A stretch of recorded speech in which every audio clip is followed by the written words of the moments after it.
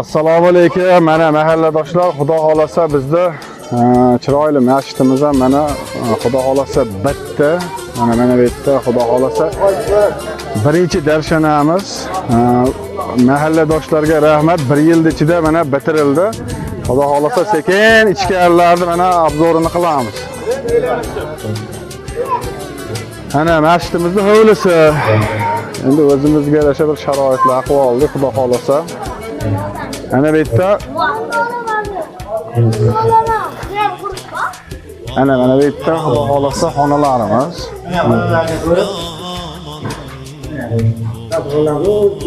Alloh. Mana juda chiroyli tarzda xudo xolasa yaxshi niyatda mana masjidimizning kengligi ham, sifati ham o'ta zo'r. Vodir bor, hammasi zo'r ketyapti. Yaxshi ketyapti inshaalloh. Mana Ulug'bek aka. Qalay ketyapti aka? Xo'p. Uzun mahallaning ichida hozir mana bu yillar bitirib yashagan bo'ladigan kilometr yo'llar. Sog'liqni ish bo'lgani ish arafasida turibmiz. Insonimiz shunga qilyapti bloger. Hozir kerak bo'lsa nomerlar qasib qo'yib qo'yamiz. Bitta like bilan. Gap. Ulug'bek ham boshqacha, Ulug'bek ham boshqacha.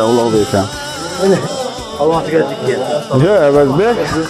Assalomu alaykum. Chiqyapsizmi? Yorqin aka, mana Xormon aka. Qalay ketyapti aka? Yaxshimi aka? Mana. Kerakdan ortiq bugun go'shtga to'yadi xalqimiz.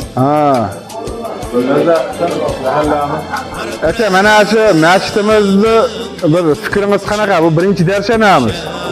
Masjidimizga Xudoga shukr, mehmonlarimizni chiroyli qilib qishda gaplarni yedik, yo'llar mana Xudoga shukr bitkizdik.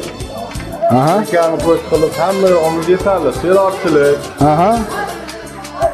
Hammasi yaxshi aka, xudo xolasa. Mana mahalladoshlar, xudo xolasa birinchi darshanamiz. Nodir mana chiroyli qilib go'shtlarda bo'lgan mana Yorqin akam o'zi xudo xolasa qo'l bolaqi, mana kelaverasizlar. Toshkentdagilar tushgan go'shtlarni ham olib chiqdim. Bo'ldi aka. Mana xudo xolasa hammani hisobi olinyapti. Hammani hisobi alohida bir tema bo'lib olinyapti. Katta bolni qo'yib, Bo'ldi. Xormonlar, povur akalar, Tursun aka. Vaqt aka, mana sho'rvalar qaynayapti, xudo xolasa. sho'rvalar kerak.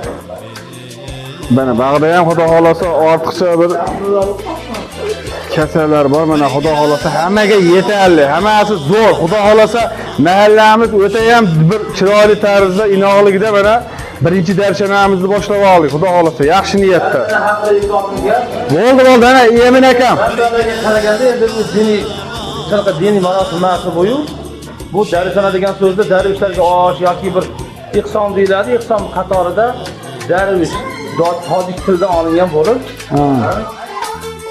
nishondan darak degan ma'noda ko'plamchilik kelganda bir iqsom qilingan deyiladi. Shuni biz davomchilik hisobda qilinadigan ishlar.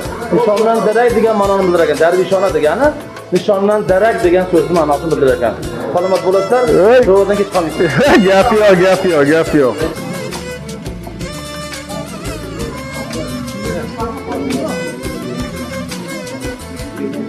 Ana xudo xolasa duolar bilan boshlandi. Hamma narsa Notqo'zi bo'g'imni o'zi keldi. Alohida rahmat. Xudo xolasa hammasi yaxshi.